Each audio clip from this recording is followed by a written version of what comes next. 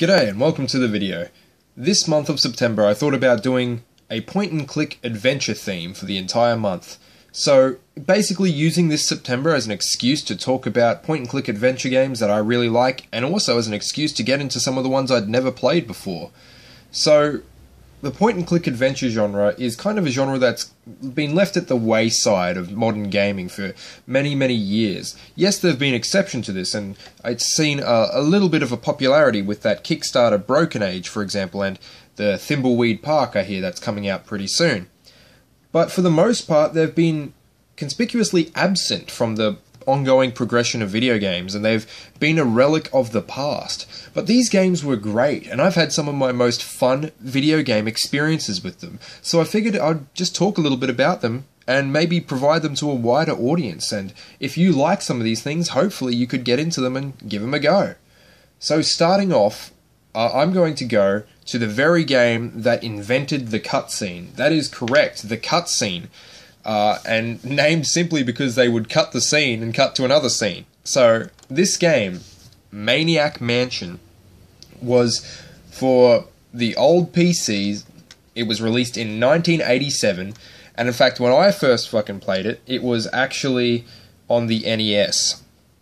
I didn't have the original floppy disk versions that were available, but I have since played them, and in fact when I was playing Day of the Tentacle the other day, I found that you could actually play through the entire Maniac Mansion in that game. So after beating the game, I went down nostalgia lane and decided to finish up the old Maniac Mansion inside of Day of the Tentacle. It's weird that I played a game and then got to finish another game inside that game and then went on to finish that game.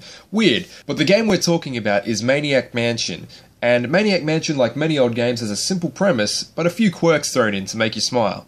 So the game is all about the fact that this purple meteor has crashed into the ground, and because of it, this meteor, which is, by the way, we're told, wanted for unspecified act of violence, it takes over the mind and controls Dr. Fred Edison. Fred and the Edison family live in this mansion up on a hill, and because this meteor mind controls Fred, he's pretty much building this machine to help the meteor hide away from the meteor police. Yes, there are meteor police, and try and take over the world.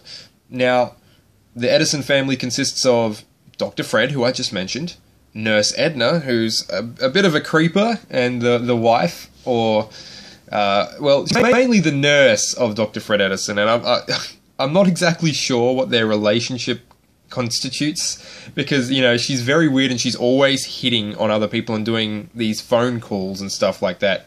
And their son, presumably, who's known as Weird Ed Edison, who's a paramilitary nut, and he's obsessed with that kind of lifestyle, and he's also he has this pet hamster and he really loves that hamster.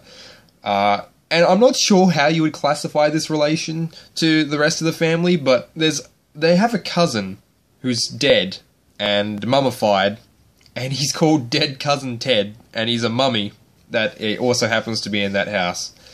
Now, Sandy gets kidnapped. Sandy is a girl from a local area who gets kidnapped by the mind-controlled Dr. Edison, and takes her down to perform experiments in order to help the meteor. You have to go into this mansion filled with maniacs, and you have to go and get your girlfriend back. So Sandy is Dave's girlfriend, and Dave Miller is our protagonist that you always have to play as. Because this game is structured around, you can kind of pick who you want to, you know, join you on your quest to save Sandy. As I said, you always have to play as Dave, who's Sandy's boyfriend. Now you have Sid, who is a new wave musician. And because he's a new wave musician, he's kind of like getting into synth and all that stuff, so he can actually play the piano. And he has another trait about him as well that I'll get into that a little bit later. Michael is a photographer, and he works for the college newspaper, I think, and he has the ability to actually develop film. And if you do pick Michael, make sure that you don't expose those films like to actual sunlight, and make sure you do it in the dark room and don't just turn on the light, because then you can lose that position, like that particular way of beating the game.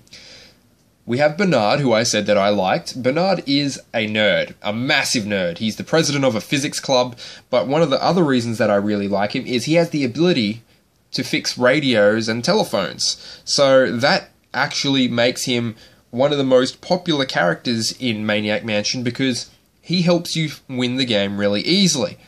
But we'll get into that a bit later. Now you have Wendy, who's a great writer. She wants to become a novelist, and you actually have a chance to put her writing skills into play in the game.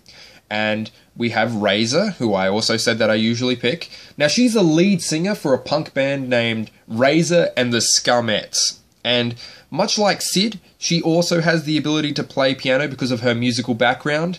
But mainly, she also has that other ability that I said Sid had. Now, what is that ability, you may ask? Well, remember how I told you that Weird Ed Edison really loves his hamster? Well, if you want to be a dick, and this game kind of encourages, like, your free thought, whatever you want to do, however you want to play, you can do that, but there will be consequences. For example, the most common example that they use when explaining this kind of system is, yes, you can find a can of Pepsi and you can use it on almost anything, like you could use it on this or that. But if you use it on a sink, then you've made the conscious decision to pour it down the drain. And you better hope that that's not, useful for anything, because you've made that option to pour it down the drain. So you have that ability to do so, but maybe it's not the best. And so what Sid and Razor have the ability to do is they have the ability to put a hamster, little hams, in a microwave and turn it on. So, I mean, cooked hamster, you can definitely make that happen, but there's going to be some consequences for your actions, because that's pretty messed up. And the last of all our protagonists is Jeff, and Jeff is a surfer dude who has the ability to fix telephones, because I'm assuming he doesn't usually have that much money, so if his phone gets messed up, or if he needs to be able to call someone, he might need to hotwire it, and he's not exactly buying new phones. But anyway, Jeff is also pretty cool, but out of all of the people, you probably only want to pick him if you're going through the game and you just want to see what Jeff brings to the table, because he does make it a little bit more difficult for you to win. Aside from all the people I mentioned, there are actually two more very important people in the game. And these are very weird things, but there are a couple of tentacles that are sentient. So these tentacles once belonged to a pet octopus of the college's biology department, and that is the Green Tentacle. Now, the Green Tentacle wants to have a band, and he wants to be successful with them.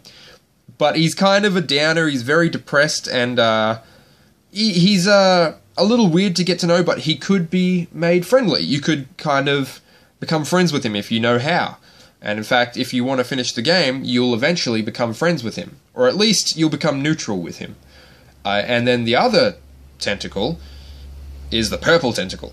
And the Purple Tentacle he's pretty evil. He does whatever Dr. Fred ever wants him to do. And he's kind of like, he does it for fun as well. And he's not a great guy, and he can cause some problems for you. So yeah. As I said, I like Bernard because he has the ability to fix a radio. And if you fix a radio, you can actually just call up the Meteor Police, and you can say, hey, can you come arrest the Meteor? And they're like, sure. Just open up the door to where he is and we'll come on in and we'll arrest him. And so you can do that and you can win the game that way. Or you can write a great book and then you can give the contract to the Meteor, and then the Meteor will be like, hey man, I don't really care about this. I'm going to be super rich because of this book. And yeah, he'll give up his evil plans because of that. Now, as I mentioned, your choices do matter in this game. If you choose to use certain things on the wrong thing, yeah, you chose to do that, so the consequences will be with you. The only downside to this is sometimes you might not be clear on what to do, so you'll start experimenting and unknowingly make yourself in an unwinnable situation. Like, as I mentioned earlier, you can choose to microwave that hamster, but it really serves no purpose in the game. And in fact, if you give that hamster back to Ed, Weird Ed, then he'll kill you. Yeah, you can actually die in the game. All the main characters can die, and if all of them die, or even a significant portion, you can't win the game. And there's a lot of things that don't even involve death, like as I mentioned with the Pepsi before, you can pour that down the drain, and then that rules out that entire thing forever. You can't use that ever again. You can forget to pick up stamps as a certain character, and then because you do that, the game is unwinnable. It's got these early little hiccups that the genre would eventually get rid of, but when you see this in this game, yeah, it's fun, but when you find out, oh man, there is literally nothing, I don't know what I'm doing wrong, and I don't know where to go, and then you have to stop and start again, it really does hurt the game a bit.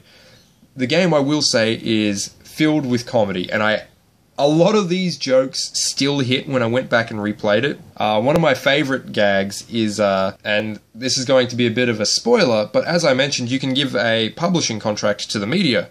Now, let's say that you have Wendy, the writer, and Bernard. Now, what you can do is you can call up the Meteor Police, and then you can give the Meteor the publishing contract. And so he's like, yeah, I'm going to give up my evil ways, and I'm going to get rich because of this new book contract.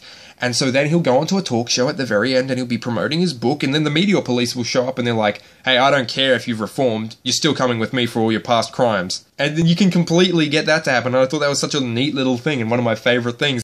Overall, I had a lot of fun with Maniac Mansion, and I think it really holds up, except for a couple of little issues that would be sorted out in the future. If you want to go back and see like where the point-and-click adventure genre really started to go on the rise, at least when you look at the LucasArts and Ron Gilbert's style of making those kind of games, definitely head here. Even a very young Tim Schafer would help out with the NES version and get his origins here in that sort of point-and-click adventure. If this looks like something that you'd be interested in, you can either get it on the NES, and I'm sure that you could probably find it available for the PC as well. If not, do what I did.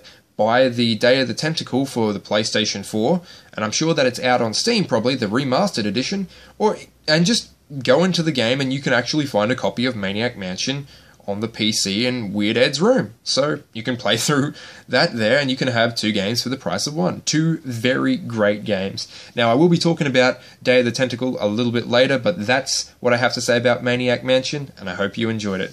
Catch you later, guys.